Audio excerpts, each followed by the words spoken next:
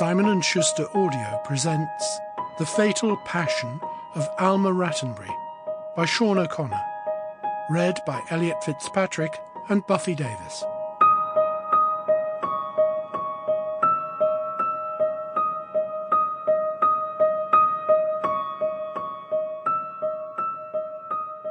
Foreword.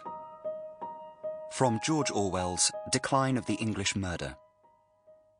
It is Sunday afternoon, preferably before the war. The wife is already asleep in the armchair, and the children have been sent out for a nice long walk.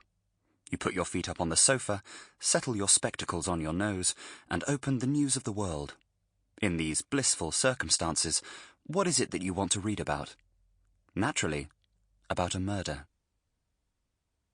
Now, at the very edge of memory, and every passing year slipping further into history, the Rattenbury case of 1935 was one of the defining British murder trials of the interwar period, and was regarded as one of the most dramatic criminal trials of recent history.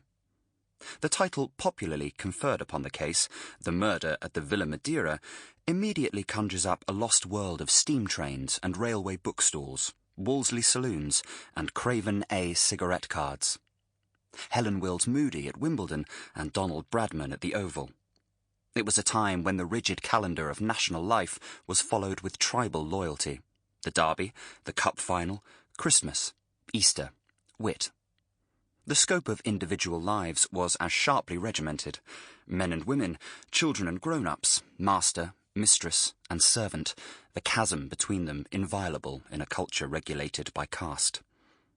But holding a startling mirror up to this apparently ordered and deferential world, the Rattenbury trial proceeded to expose a salacious and lurid story of adultery, alcoholism, drugs, and murder. It was a terrible exposure of the sort of thing that can go on in a quiet domestic house in England. Writing in 1946, in the aftermath of the horrors of the Second World War, George Orwell set out his criteria for crimes he believed made up the canon of classic English murders, our Elizabethan period, as it were.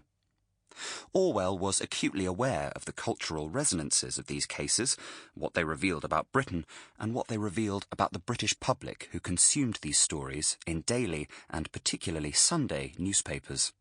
For readers with an appetite for blood and lust after Sunday lunch, the Rattenbury trial conformed to the classic woman in the dock. Sample complete. Ready to continue?